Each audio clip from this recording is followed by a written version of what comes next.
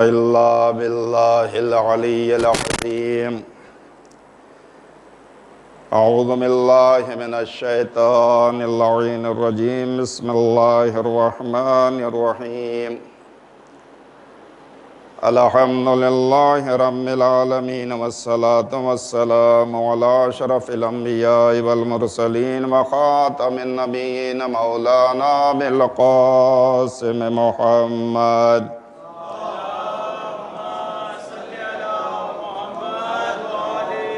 وعلى أهل بيته الطيبين الطاهرين المعصومين المظلومين الذين ذهب الله عنهم الرجس وطهرهم تطهيرا. اللهم صل على أما بعد فقد قال سبحانه تبارك وتعالى في محكم كتابه ومتقن خطابه وقوله الحق. بسم الله الرحمن الرحيم.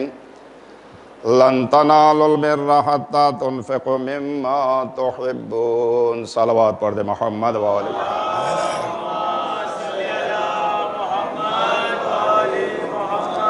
عزیزان گرامی، ماہ عطا ماہ محرم شروع ہو چکا، اور اللہ کا ہم سب پر یہ بڑا احسان اور لطف و کرم ہے کہ امسال 1444 ہجری کا ماہ محرم ہمیں اور آپ کو نصیب فرمایا، اور آج ہم فرش عزائے حسین کی زینت بنے ہوئے ہیں. یہ کم شرف آپ کا نہیں ہے، یہ بہت بڑا شرف ہے، اس لیے کہ حسین کی مجلس میں ہر کس و ناکس نہیں آ سکتا، اور یہاں تک روایتوں میں ملتا ہے صادق آل محمد حضرت امام جعفر صادق علیہ السلام نے کہ جو حدیث ہے کہ من بکا علی الحسین و ابکا و تباکا وجبت لہ الجنہ، من جو ہے اور ماں، یہ عربی گرامر کے اصول اور قوانین میں سے ہے. بس اشارتاً یہ کہنا چاہتا ہوں کہ عزائے سید الشہداء میں آنے والے باشعور اور عقل مند ہیں، اور حسین پر گریہ کرنے والے عقل مند کہلاتے ہیں. اس لیے کہ من جو ہے وہ ذوی العقول کے لیے ہے، جو صاحبان عقل و فہم ہیں، یعنی مجلس حسین میں آ کر کے رونا، اپنے آپ کو ثابت کرنا کہ ہم عقل مند ہیں. اس لیے کہ ماں جو آتا ہے وہ غیر ذوی العقول کے لیے آتا ہے، حیوانوں کے لیے وغیرہ وغیرہ. لہذا حدیث کیا ہے چھٹے امام کی؟ من بکا علی الحسین، جو عقل مند حسین پر روئے یا رولائے یا رونے جیسی صورت،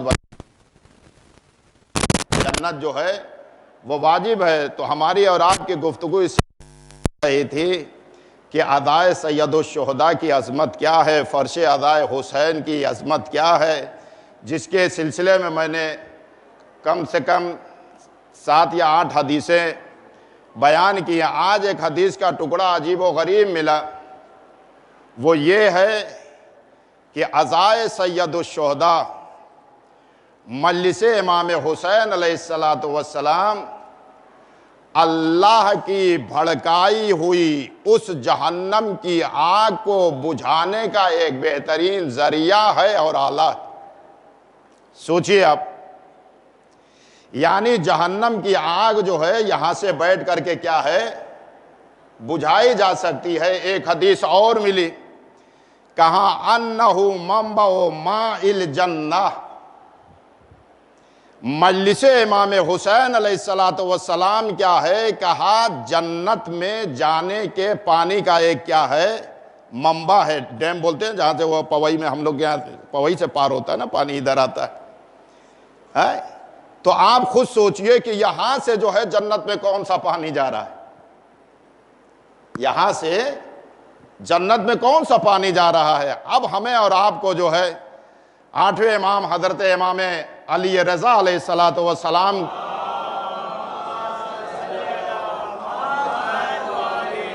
کی خدمت میں پہنچنا چاہیے۔ امام نے آواز دی، یہ یاد رکھنا میرے جد مظلوم حسین پر آنکھوں سے نکلے ہوئے آنسوؤں کی قیمت کا اندازہ تمہیں نہیں معلوم۔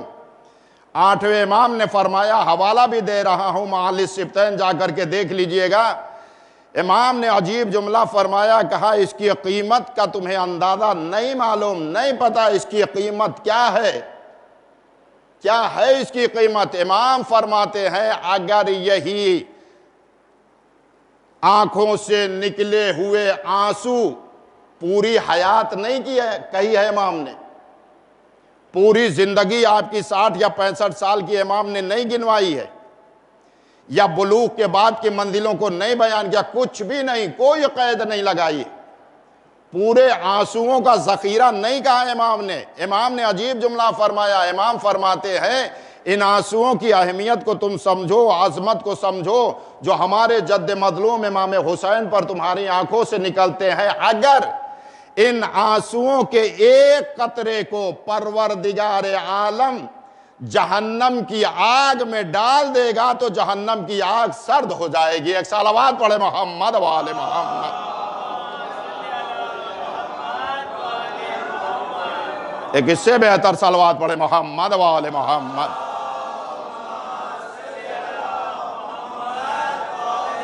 میں نے یہ حدیث کیوں بیان کی؟ کیوں؟ اس لیے کہ دوسری حدیث جو ملی، کہا کہ مجلس حسین جہنم کی آگ جو پروردگار عالم کب سے جو ہے وہ کر رہا ہے، جناب آدم جب سے تخلیق ہوئے ہیں، پیدا ہوں، ظاہر سی بات ہے بھائی جہنم اور جنت دونوں کا ذکر ہے یا نہیں ہے؟ خلق ہو گئی، بھڑکائی جا رہی ہے، بھڑکائی جا رہی ہے، بھڑکائی جا رہی ہے۔ کہا یہ مجلس حسین بہترین آلہ ہے، کس چیز کے لیے؟ جہنم کی آگ کو سرد کرنے کے لیے۔ تو اس کے لیے تو امام کی یہ حدیث مل گئی۔ پھر امام کی یہ حدیث ملی، کہا جنت میں جو ہے یہ ڈیم ہے، یہاں سے پانی سپلائی ہوتا ہے، تو بھائی یہاں کون سا پانی ہے، کون سا نل لگا ہوا ہے، کون سی ٹوٹی لگی ہوئی ہے، کون سا جو ہے اپنے دیہاتی زبان میں کہوں کہ ٹویل لگا ہوا ہے، یہاں سے کون سا پانی جا رہا ہے؟ لہذا جو سمجھ میں آیا ہے وہ یہ ہے عقلی اعتبار سے کہ جو امام حسین علیہ السلام کے لیے جو ہے سبیلیں لگائی جاتی ہیں، یہ ریٹرن کدھر جاتی ہیں؟ ادھر جاتی ہیں۔ اور دوسری چیز جو سمجھ میں آئی ہے، وہ آنکھوں سے نکلے ہوئے آنسو جو ہے وہ پانی کی شکل میں جو ہے جنت میں پہنچائے جاتے ہیں، جنت کی نہروں میں پہنچائے جاتے ہیں، اس لیے کہ کوثر کے لیے خود ہمارے اور آپ کے 8ویں امام حضرت امام غریب امام رضا علیہ السلام نے فرمایا، کہا تمہاری آنکھوں سے نکلے ہوئے آنسوؤں کے قطرے کو جو ہے آب کوثر میں ملایا جاتا ہے تاکہ اس کی شیرینی میں اضافہ ہو جائے۔ عزیزان گرامی ذرا تصور کیجئے، خیال کیجئے، سوچئے آپ، یعنی آب کوثر کی حلاوت اور مٹھاس کے لیے جو ہے تمہارے آنسوؤں کو کیا ہے اس میں ملایا جاتا ہے۔ اور ایک حدیث اور سن لیجئے، پھر ایک بات بتاتا ہوں، اس لیے کہ وقت کم رہتا، میں بھی سوچتا ہوں جو بھی ہو جلدی جلدی پہنچا دوں۔ امام کی یہ حدیث ہے کہ اگر قطرہ نہ سہی، کہا اتنا تمہاری آنکھوں سے آنسو نام حسین جد مظلوم حسین پر گر جائے کہ دنیا کا سب سے ناقص چھوٹا مچھر اگر اس کے پر کو تمہارا آنسو تر کر دے تو تمہارے اوپر جو ہے جہنم کی آگ حرام۔ بڑے مچھر کی بھی بات نہیں کی، معمولی مگس کے پر کے برابر اگر نکل آتا ہے۔ لہذا ہمارے اور آپ کے جو ہے وہ حسن شیرازی جنہوں نے جو ہے تمباکو نوشی کا جو مسئلہ آیا تھا، یاد ہوگا، بہت سے لوگوں نے پڑھا ہوگا، انگلینڈ کے خلاف انہوں نے حرام قرار دے دیا تھا، باقاعدہ وہاں کی گورنمنٹ نے جو ہے مقدمہ دائر کر دیا تھا، بعد میں جو ہے انہی کی جو ہے فتح ہوئی، کامیابی ملی ہے یا نہیں۔ انہوں نے برجستہ کہہ دیا تھا کہ یہ تمباکو نوشی کیا ہے، حرام ہے، اور حقیقت یہ ہے، فلسفہ اس کا ہے۔ اسی لیے روایتوں میں یہ ملتا ہے، جا کر کے آپ دیکھیے، ہم اور آپ جو ہے بہت دور بھاگتے ہیں۔ خود رسول اللہ صلی اللہ علیہ وسلم نے یہ فرمایا، کیا فرمایا؟ کہا جو بھی لین دین ہو تمہارا وہ اپنے بھائیوں سے رکھو تاکہ تمہاری ضرورت پوری ہو اور تمہارا پیسہ منتقل ہو کدھر؟ ادھر۔ لیکن ہم اور آپ کہاں ان چیزوں کی جو ہے وہ رعایت کرتے ہیں؟ انہوں نے دیا، کیوں دیا تھا؟ اس لیے کہ تمہارا جو ہے ایران میں بہت پی جاتی تھی۔ انہوں نے کہا یہ سارا کا سارا مال کہاں جا رہا ہے؟ ان لوگوں پر جا رہا ہے، وہ لوگ جو ہے مضبوط ہو رہے ہیں، قوی ہو رہے ہیں اور اسلام پر حملہ آور ہوں گے، اور تمہارے جو ہے جان کے جو ہے وہ لالے پڑ جائیں گے وغیرہ وغیرہ۔ یہ ساری چیزیں رکھنے کے بعد اب پھر جسمانی صحت کے اعتبار سے بھی یہ ساری چیزیں ملحوظ رکھ کر کے انہوں نے کہا کہ تمباکو نوشی کیا ہے؟ کیا ہے؟ حرام ہے۔ اور صحیح بات ہے، پوری کمپنی ان کی کتنی کا جو ہے ان کا نقصان ہوا تو وہ وہی جانتے۔ اگر نقصان نہ ہوتا تو مقدمہ کیوں کرتے؟ ہے یا نہیں؟ ایسے ہمارے زمانے کے یعنی اس دور کے علماء، اسی لیے کہتے ہیں علماء کا احترام کرو، علماء کا احترام کرو۔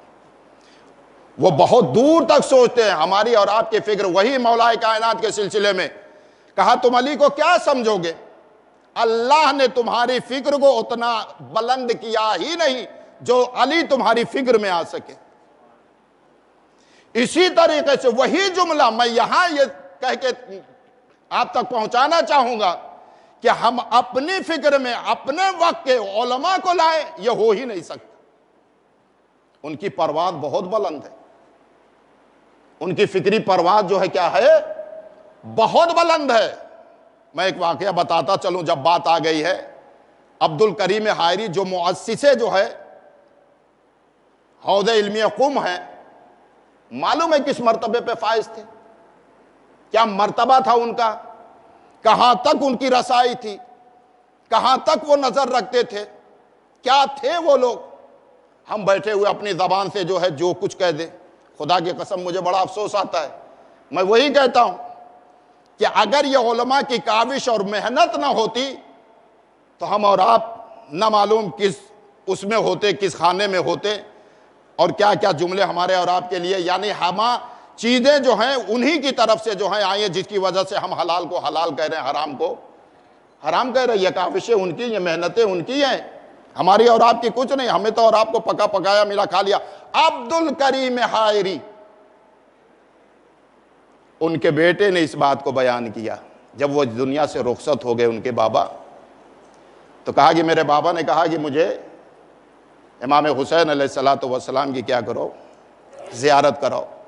انہوں نے کہا میں کربلا لے کر کے پہنچا، جب عراق پہنچ گیا تو ان کی طبیعت بہت ناساز ہو گئی۔ جتنے اس وقت کے طبیب تھے، حکیم تھے، ڈاکٹر تھے، جو بھی تھے، انہوں نے کہہ دیا کہ اب آخری وقت ان کا آن پہنچا ہے، آپ جا گھر لے کر کے چلے جائیے۔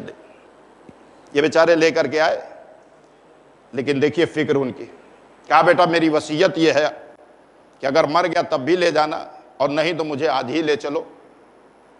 امام حسین علیہ السلام کی زری کا طواف کرا دو۔ عظمت امام دیکھی، یعنی کتنی بلند ہے وہ ہستی۔ میں نے سنائی تھی شاید حدیث آپ کو کہ چھٹے امام نے فرمایا کہ ہم 13 کے 13 جو ہیں، ہم 13 کے لیے جنت کے دروازے وہاں بنائے گئے ہیں، ہم 13 سے جو بھی ملے گا اس کی نجات ہو جائے گی۔ 14واں کون ہے؟ امام حسین علیہ السلام۔ چھٹے امام کی حدیث نے کیا کہا معلوم ہے آپ کو؟ کہا ہم 13 میں سے کسی کے زمانے میں جو بھی جس سے بھی ملے گا اس کی نجات کے لیے وہ کافی۔ لیکن 13ویں یعنی امام حسین علیہ السلام کے لیے کیا کہا معلوم ہے؟ اما بابو جد الحسین اوسا منا، ہمارے جد حسین کا دروازہ ہم 13 معصوموں سے بھی وسیع تر ہے۔ یہ خود چھٹے امام کی حدیث ہے، بتایا ہے اپنے جد کی عظمت کو کہ ہمارا مظلوم امام یعنی ہمارا جد مظلوم جو ہے کس مرتبے پہ، یعنی 13 کے 13 اور ایک اکیلا حسین۔ کہا اوسا منا، ہم سے بھی وسیع تر ان کا دروازہ، یعنی کتنے سمائیں گے امام سب کو لے کے جائیں گے نا بھائی۔ اگر ہندو نے تمہاری خدمت کی ہے ادائے سید الشہداء میں، کیا اسے اجر نہیں ملے گا؟ یہی حسن شیرازی انہوں نے بیان کیا اس بات کو. کیا بیان کیا؟ یعنی صرف ہماری آنکھوں سے نکلے ہوئے آنسوؤں کو یہ نہیں کہ مولا قبول، نہیں، جو بھی حسین کے غم کو یاد کر کے، مصیبت کو یاد کر کے رو دیا، اسے اجر ملے گا ہی ملے گا ہی. یہ قافلہ جاتا تھا مسیب، جہاں جو ہے مسلم ابن عقیل کے دونوں بچے جو ہیں وہ دفن ہیں، جہاں کی لوگ ظاہر زیارت کر کے آتے ہیں، ابراہیم و محمد. وہاں قافلہ ایرانی جاتا تھا، وہاں کشاور تھا، کھیتی کرنے والا تھا. جب وہ قافلہ پہنچتا تھا، قافلہ سالار، ظاہر سی بات ہے مجلس ماتم سب کچھ ہوتا تھا، وہ دیکھ کر کے مسخرہ ہنسی مذاق اڑاتا تھا. معلوم ہے جو قافلہ سالار تھا اس کو یہ بات بڑی بری لگی، جعفر بھائی ناپسند آئی. اس نے کہا جا کر کے مولا علی سے کیا کروں گا؟ شکایت کروں گا. شکایت کروں گا کہ مولا ہم آتے ہیں، ہم یہاں پہ ماتم کرتے ہیں، نوحہ پڑھتے ہیں، یہ ہمارا جو ہے مذاق اڑاتا ہے، اسے ہلاک کر دیجئے. معلوم ہے آپ کو جب پہنچے نجف اشرف، مولا کے جا کے فریاد کی، رات کو خواب میں دیکھا امام آئے اور کہا کہ میں تمہاری اس بات کو قبول نہیں کرتا، میں اسے ہلاک نہیں کروں گا. مولا کیوں ہلاک نہیں کریں گے؟ مولا ہم جاتے ہیں، ہم ماتم کرتے ہیں، ہم نوحہ پڑھتے ہیں، وہ ہمارا مسخرہ پن کرتا ہے، ہمارا مذاق اڑاتا ہے، ہمیں بڑی تکلیف ہوتی ہے. امام نے کیا کہا تھا معلوم ہے؟ کہا کچھ بھی ہو لیکن یاد رکھنا ہے میرے ظاہر، ہے میرے بیٹے کے ظاہر، جس کے لیے تم ہلاک کی دعا کر رہے ہو میرے پاس آئے ہو کہ میں اسے ہلاک کر دوں، میں اسے کبھی ہلاک نہیں کروں گا. کیوں؟ کہا ایک مرتبہ اس نے جو ہے میرے حسین کے ذریعے یعنی روضے کی طرف نگاہ کر کے فرات کو دیکھا، فرات کو دیکھ کر کے ایک جملہ کہا یہی وہ پانی تھا جہاں سے نواسہ رسول پیاسا مارا گیا، شہید ہو گیا. یہ کہہ کر کے اس کی آنکھوں سے ایک قطرہ آنسو نکلا. مطلب یہ ہوا، یعنی اس واقعے کا مطلب یہ ہوا کہ جو سید الشہداء ابا عبداللہ الحسین کے غم میں ایک قطرہ آنسو بہا دے گا، علی پر واجب ہے کہ اس کے لیے جہنم کو حرام قرار دے. ایک صلوات پڑھے محمد و آل محمد.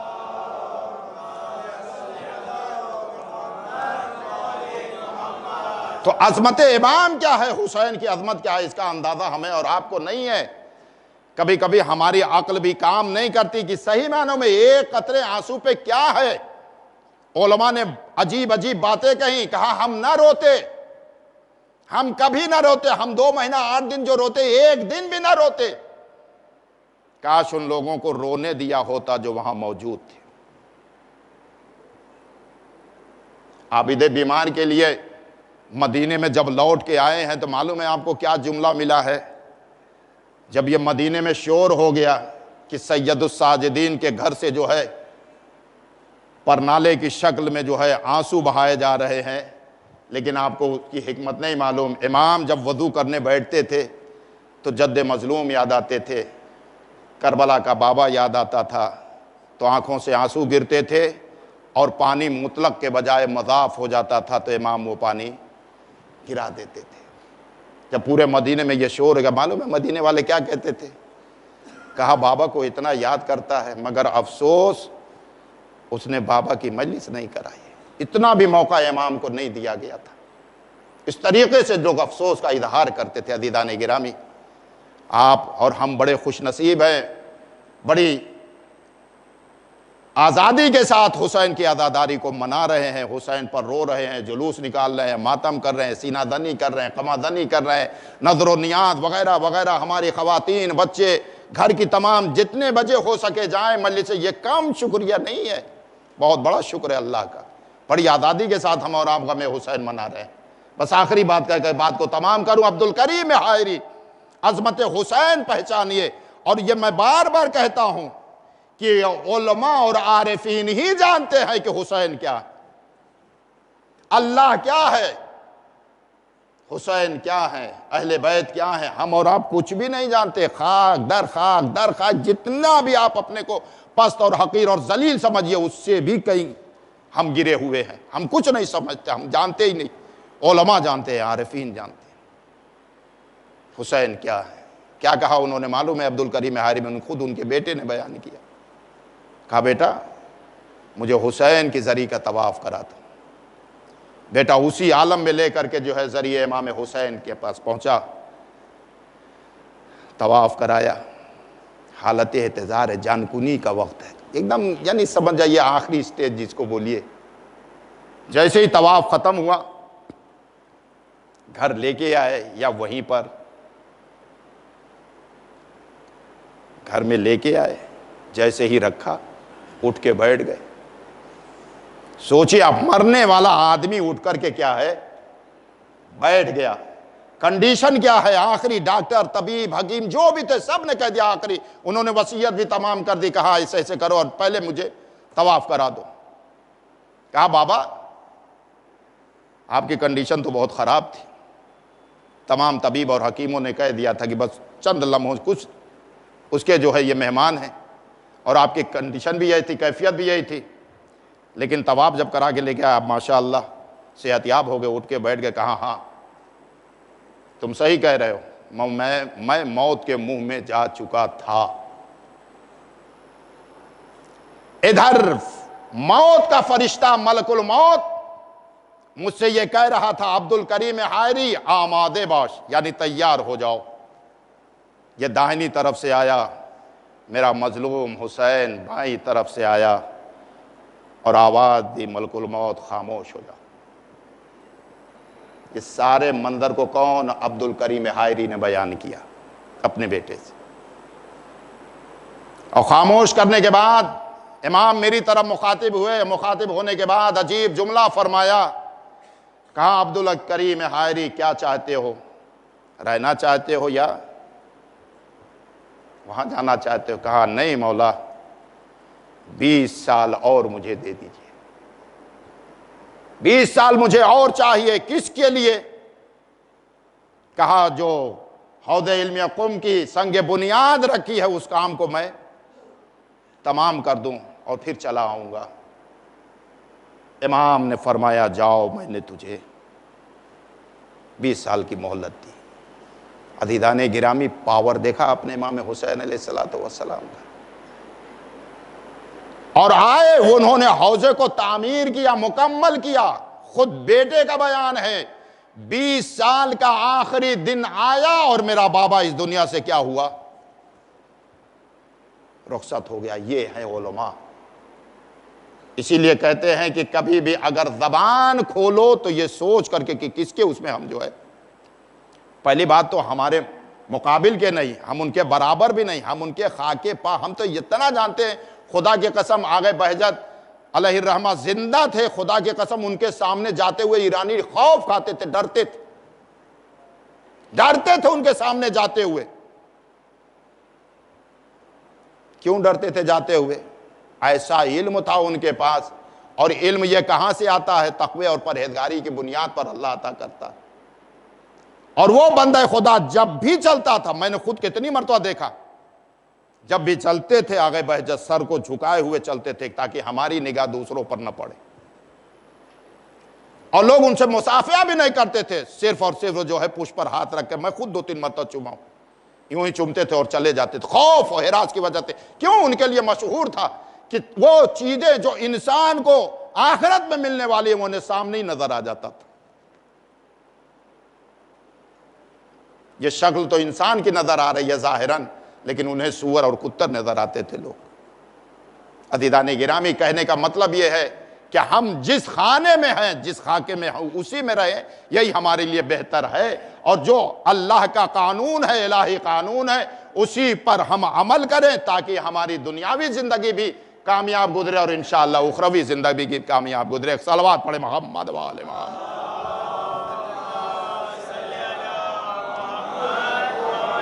بس عزیزان گرامی، وقت تمام ہوا، وقت کی تنگی ہے، حقیقت میں بات کو تمام کروں۔ دوسری ماہ محرم کی شب آ گئی، اور ایک ایک دن، ایک ایک لمحہ جو ہے گزرتا جا رہا ہے، اور ہم اور آپ روز عاشور، عصر عاشور سے قریب تر ہوتے جا رہے ہیں، اور ہر عزادار ایام گزرنے کے بعد یہی کہتا ہے کہ وہ جو حسین پر رونے کا حق تھا وہ ہم نے ادا نہ کیا۔ وہ جو مجلس، ماتم، سینہ زنی، نظر و نیاز، یہ تمام چیزیں جو حسین کے نام پر کرنی چاہیے تھیں، اسے ہم نے انجام نہیں دیا۔ اے میرے آقا حسین ہمیں معاف کیجئے گا، اے میرے مولا ہماری غلطیوں کو، کوتاہیوں کو معاف کیجئے گا۔ یہ ہر عزادار کی زبان پر رہتا ہے، ہر عزادار کی زبان پر رہتا ہے۔ لہذا عزیزان گرامی، موت اور حیات کا خالق وہ ہے، موت بتا کر کے نہیں آئے گی، موت لمحے بھر کی ہمیں اور آپ کو فرصت نہیں دیتی۔ انشاءاللہ جتنے حسین کے عزادار ہیں ہمیشہ سلامت رہیں، ہمیشہ زندہ رہیں، لیکن اس بات کا یقین تو ہے کہ ایک دن یہاں سے لوٹ کر جانا ہے۔ لہذا جب تک اللہ نے زندگی ہمیں اور آپ کو عطا کی ہے اور ہم فرش عزائے حسین پر بیٹھے ہیں، تو کم سے کم اتنا تو حسین کو یاد کر کے روئے کہ اے زہرا کے غریب بیٹے، کربلا میں تجھے رلا رلا کے مارا گیا۔ سکینہ رونے کے لیے تڑپتی رہی، جناب زینب رونے کے لیے تڑپتی رہی، سید سجاد بابا کو رونے کے لیے تڑپتے رہے۔ عزیزان گرامی، سوچئے آپ کس طریقے سے سید سجاد 11ویں محرم کو کربلا سے رخصت ہوئے ہوں گے۔ یہ میں یہی کہتا ہوں، اس منزل پر آ کر کے انتظار کیجئے اپنے وقت کے امام کا۔ جب امام آئے گا وہ کیفیت ساری کی ساری آپ کا ظاہر ہو جائے گی۔ لیکن ان میں 10 دنوں میں اگر مصائب جناب صغرا اور مصیبت جناب صغرا نہ پڑھی جائے تو میں حقیقت میں سوچتا ہوں کہ عشرہ ادھورا ہے۔ سوچئے آپ، وہ اتنی بڑی بچی اپنے گھر والوں سے بچھڑ رہی ہے، اور قافلہ جب جانے لگا تو جناب صغرا گھر سے باہر آ گئی تھی، اور جب باب الحوائج آگے بڑھے تھے، صغرا اب تو رخصت ہو گئے تھے، کیوں آئی؟ تو معلوم ہے آپ کو کیا جملہ کہا تھا جناب صغرا نے؟ امو گھر میں دل نہیں لگ رہا ہے، بھرا ہوا گھر خالی ہو گیا، گھر میں کوئی نظر نہیں آ رہا ہے۔ یہ جناب صغرا نے اپنے جملے امو کے حوالے کیے، لیکن رخصتی عجیب و غریب ہے، خدا کی قسم۔ جناب صغرا جب اپنے گھر والوں سے رخصت ہو رہی تھی تو رخصتی کیسے ہوئی تھی معلوم ہے آپ کو؟ امام عالی مقام نے کہا دیکھو سب ایک ساتھ حجرے صغرا میں نہ جاؤ، ایک ایک کر کے جاؤ۔ صغرا حجرے میں بیٹھی ہوئی تھی، اپنے حجرے میں تھی، بیمار تھی، جو روایت کہتی ہے۔ پہلے جناب رباب آگے بڑھی، جناب صغرا کے قریب پہنچی، چھوٹی بچی تھی، کیا کہا ہوگا؟ اماں رباب ہمیں بھی ساتھ لے کر کے چلیے۔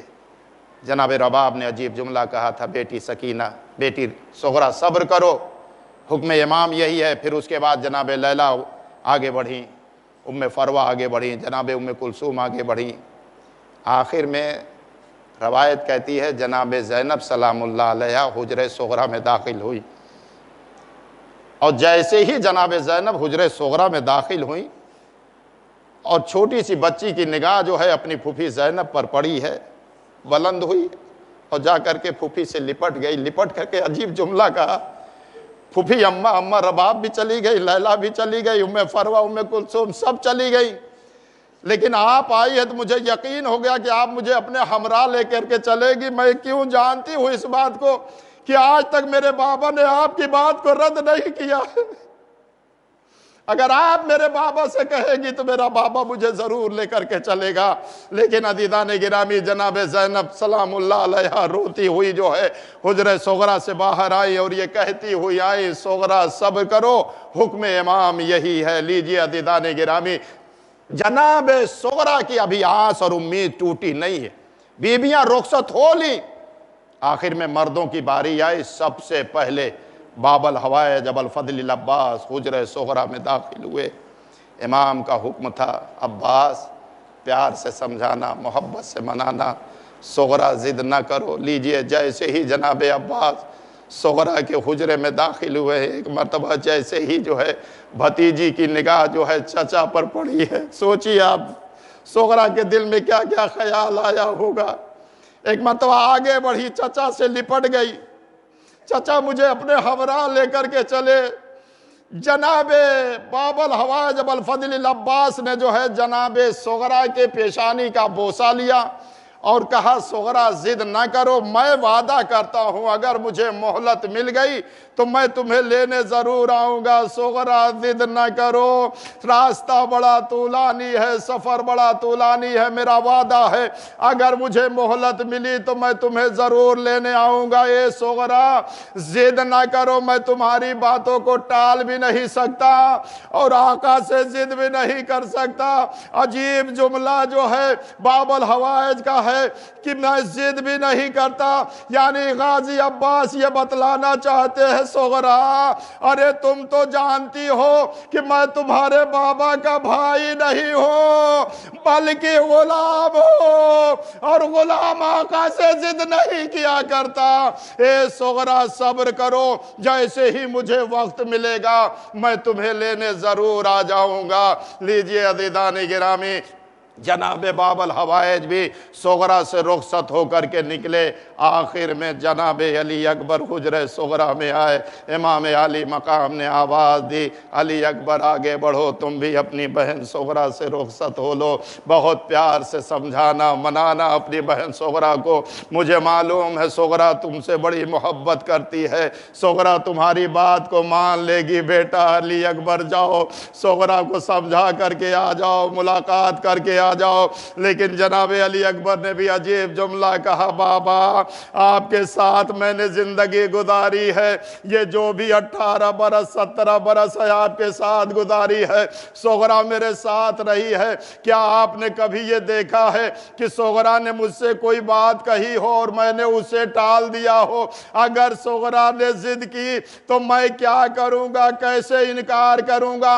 امام جواب دے تو کیا جواب دے، بس ایک ہی جملہ کہا، علی اکبر جاؤ یہ تمہارے بابا کا حکم ہے، امام کا حکم ہے۔ لیجئے جناب علی اکبر حجرہ صغرا میں داخل ہوئے، جناب صغرا جو ہے مل کر کے لوگوں سے رو رو کر کے غشی کے عالم میں ہے، جیسے ہی جناب علی اکبر پہنچے پیشانی پہ ہاتھ کو رکھا، صغرا نے آنکھیں کھولی، چاند سا چہرہ نظر آیا، بھیا علی اکبر نظر آیا، اپنی جگہ سے اٹھ کر کے بیٹھ گئی، یقین ہونے لگا اب میرا بھیا تو مجھے لے کر کے جائے گا۔ لیجئے عزیز و جناب صغرا اٹھ کر کے بیٹھی ہے اور علی اکبر کو دیکھ کر کے کہتی اب میں تم سے کچھ بھی نہ کہوں گی، بس میرے ایک سوال کا جواب دے دو، اے بھیا علی اکبر بابا مجھے اپنے ہمراہ کیوں نہیں لے جانا چاہتے؟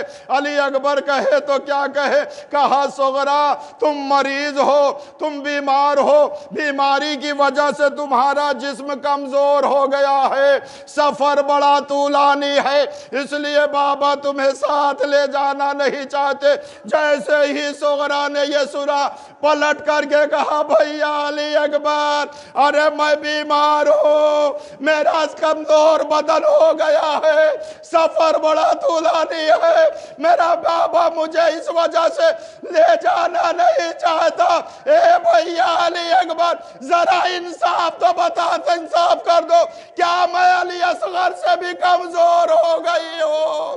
ارے میرا بھیا علی اصغر 20 دن کا ہے، میرا بابا علی اصغر کو لے کر کے جا رہا ہے، اللہ ان آبادوں پہ رحمت نازل کرے۔ بس آخری جملہ زحمت تمام کروں گا، علی اکبر روتے ہوئے حجرہ صغرا سے برآمد ہوئے، لیجئے قافلہ چلنے لگا۔ ایک مرتبہ باب الحوائج نے مڑ کر کے دیکھا تو کیا دیکھا، صغرا جو ہے وہ گھر سے باہر نکل آئی، آواز دی آقا قافلہ روک دیجئے، صغرا گھر سے باہر آ گئی۔ میں کہوں گا اے غازی عباس ارے آپ کی غیرت کو لاکھوں سلام، ارے ایک چھوٹی بچی گھر سے باہر آپ کی حیات میں نہ آئے، ارے جناب زینب نے اسی لیے 11ویں محرم کو نہر فرات کا رخ کر کے یہی تو آواز دی تھی، اے غیرت دار بھیا عباس ارے آج بہن بے مقنع چادر ہو گئی۔ جزاک اللہ خیرہ، اللہ ان آبادوں پر رحمت نازل فرمائے۔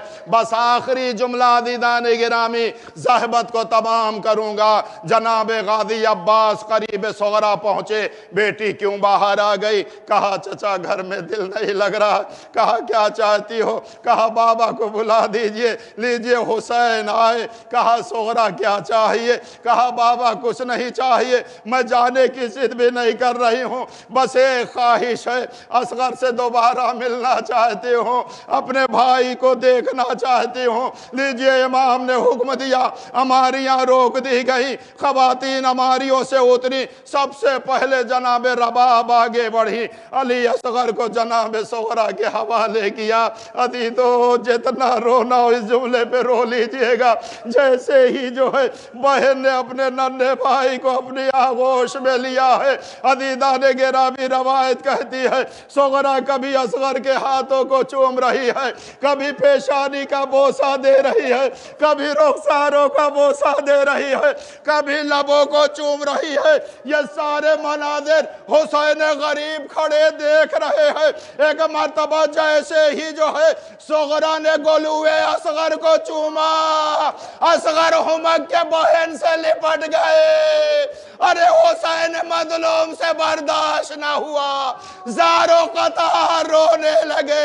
ارے کربلا کا وہ منظر یاد آنے لگا ہوگا، اے صغرا ارے جس گلو کو چوم رہی ہو اسی گلو پر حرملہ کا تیر چلے گا، تمہارا بھائی ہمارا جائے گا۔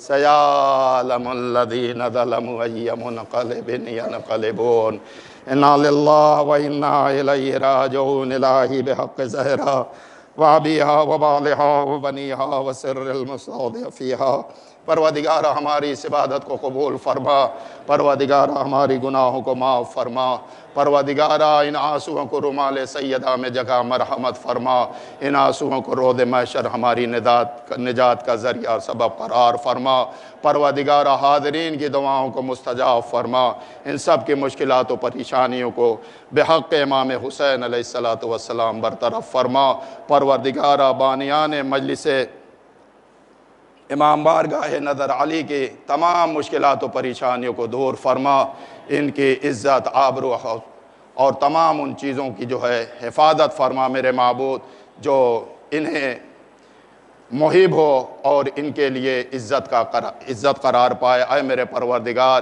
جتنے بھی خدام امام بارگاہ نظر علی ہیں ان سب کی حیات میں اضافہ فرما، ان سب کی مشکلات و پریشانیوں کو دور فرما، ان سب کے بچوں کو تمام آفات و بلیات سے محفوظ فرما، حاضرین کی دعاؤں کو مستجاب اور قبول فرما۔ پروردگارہ تیری بارگاہ میں دست بدعا ہوں، عزاداروں کی حفاظت فرما، عزاداری کی حفاظت فرما، عزاد خانوں کی حفاظت فرما، کنیزان زہرا کی حفاظت فرما، ان سب عزاداروں کو دنیا کی نگاہ بد سے محفوظ فرما۔ پروردگارہ مریضوں کو شفاء کامل و عاجل عنایت فرما۔ اے میرے پروردگار وارث زہرا حضرت ولی عصر کے ظہور میں تعجیل فرما، ہم سب کو ان کے آبان و انصار میں شمار فرما۔ ماتم حسین۔